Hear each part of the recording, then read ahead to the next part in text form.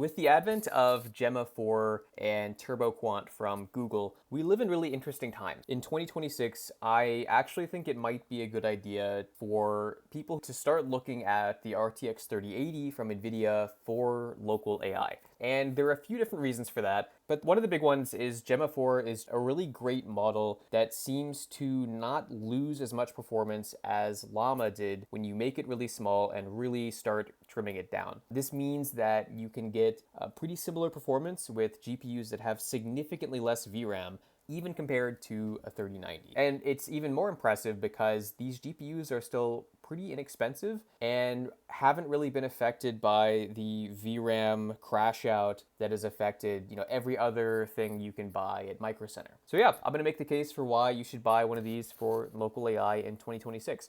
Welcome to AI Flux, let's get into it. So the RTX 3000 series of GPUs from nVidia I think is one of the best engineering accomplishments NVIDIA has made to date. This was a big deal back in the day because the performance leap from the 2080 and kind of the Titan series of GPUs to the 3090 was the largest in the history of NVIDIA at the time. And the 3090 is still the most feature-rich, value-oriented GPU NVIDIA has ever made, and I frankly don't think we'll ever see that feature set again in a consumer GPU from NVIDIA. But the 3080 was also an incredible feat of engineering. And what's cool is there's some interesting variants from later on in the product cycle that are actually really appealing for AI. And the fact that they're really solid quants of Gemma 4 that can fit within 12 to 10 gigs of VRAM is really cool. And I want to go into a few interesting variants we're seeing crop up very recently as well. So obviously, this GPU isn't worth using if the architecture itself isn't solid in itself. So the 3080 GPU die is quite good. It's the same that you'll find in the RTX A5000, which is basically just a 3080 with 24 gigs of VRAM. The only thing you're really missing out here is NVLink, which you get with the 3090. But the key is this GPU is really cheap. It's only $400. Even the fancy EVGA 12 gig version that was released later on. There are some interesting performance deltas here. I'm going to look at the 3080 instead of the 3080 Ti. They're roughly equivalent, but there are some differences. And you'll see here that there's pretty good performance. The reference design is a pretty solid GPU, so if you can still find them online, they're likely still pretty well suited to a lot of this. So again, you'll see that there is a 12 or 10 gig version for the 3080. You have a usable amount of CUDA cores and the bits of the architecture we want for local AI. And yeah, this is a solid GPU. So there are a few people who have already said this is a great option that have been using it right out of the box. One thing that's really cool with Gemma 4 is compared to Qwen 3.5, especially for local coding, it has really good ollama support. People are also having really good results with this in LM Studio, so you don't need fancy tooling to get really good performance out of aggressive quants of this model. Now, this approach here I would not say is optimal, but it's cool because it works. So this is someone who has an RTX 3080. They're running Gemma 4 E2B, which is a smaller quant that's meant to be kind of a turnkey for Llama C++ with BF16 precision. So it's not running fast. We're running at 7 tokens per second, but this is also not the fastest GPU. And what I think is cool about this is most people doing local AI stuff now, it's a little bit of coding, but really it's mostly agentic orchestration stuff at this point with Hermes. And what's interesting about this is you don't really need a really fast model. It used to be that speed and time to first token was everything, and this is kind of what Intel tried to do. But what's cool with Gemma 4 being very different from other models and being enabled by Turbo Quant is the performance focus is on cache performance and making the context window really mean something without having huge swaths of usability just drop out entirely, which you would see with small quants of previous Llama models from about a year ago, even though that seems like an eternity ago. But the right take here is, why aren't you just running quantized Gemma 4 26B? So there are two interesting models I want to go over here. This is the model that this person was using here. So it has 5 billion parameters. Again, the precision is BF16. And there are a number of there are 23 different quants of this. And it's kind of the double-edged sword of Turbo Quant and Gemma 4, which is we're getting more performance than we've ever had before, but there are also like more versions of this than ever with crazy names, and it's really unclear what you should use where, other than what you can fit into VRAM, which I think is still, generally speaking, a pretty good way to decide what will work or not work for you. So again, the primary goal here is reasoning.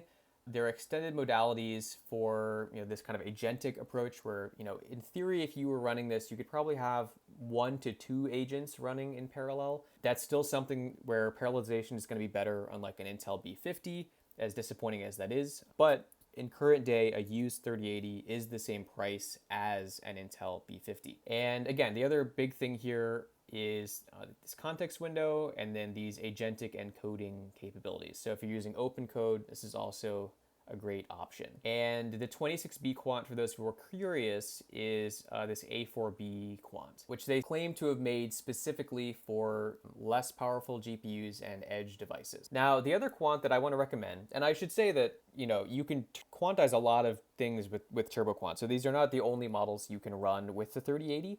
These are the latest ones that have the greatest capability as of April 13th. So this is a really interesting model because it, in many ways, benchmarks significantly better than the E2B quant, but it wasn't really made for small GPUs. Of course, here it's saying, oh yeah, it happens to fit here, but the kind of keystone model of this quant, or the reason this quant was made, was it was meant to fit on these unified memory kind of chips, so like the Ryzen Strix and the GB10. And what's interesting about that is they've kind of figured out that there are these wins for 4-bit quants that no one really understands. It's a very cool discovery. And what's interesting is they found that you could use similar means of quantizing Gemma 4, again, with a lot of tooling from Turbo Quant, to make it really good for just older GPUs. So for instance, like the 3080, the 3080 Ti, the 4070, anything with less than 16 gigs of VRAM, basically. And what's cool is that this is multi-modal.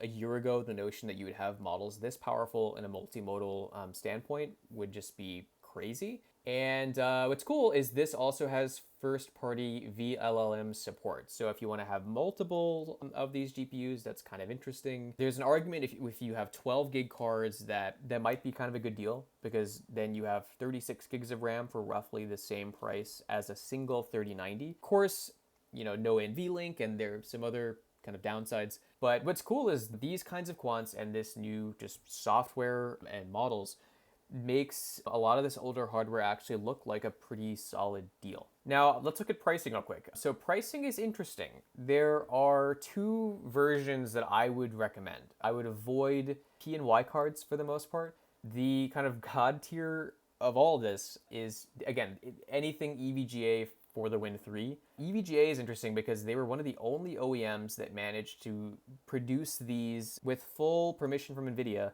with 12 gigs of GDDR6, like really late in the product cycle. So yeah, EVGA and kind of the NVIDIA OEM cards are fantastic. They are bulletproof.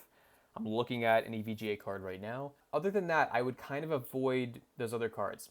Now, a lot of people recently, like as of today on Twitter, have found these 20 gig RTX 3080s. Now, what's interesting with these is these are basically nearly identical to the A5000 of the same series from NVIDIA.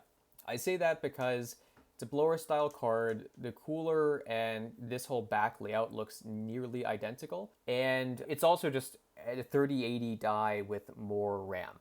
And these are pretty cool. The pricing is interesting. Unfortunately, with where tariffs are right now, these will cost $1,000 per unit by the time you import them. The one thing I'll say that the Chinese know is that the best power connector to use is dual 8-pin PCIe power connectors that are actually soldered to the board. So none of this goofy internal cable to save board space. They even added an NVIDIA logo on a card that is clearly not from NVIDIA. So you can try these. It's going to give you a little bit more RAM, but for the price, unfortunately, in a video about the 3080, I'm going to say if you're spending $1,000 on a single GPU, you should just still buy a 3090 if you can find them. And to round out this video, this is someone who gives some evidence of using Gemma 4 A3B, so a very similar quant, relative to coming from using Qwen 3.5 and using this on a 3090 with LM Studio and a 3080 once he realized you can really shave the model down.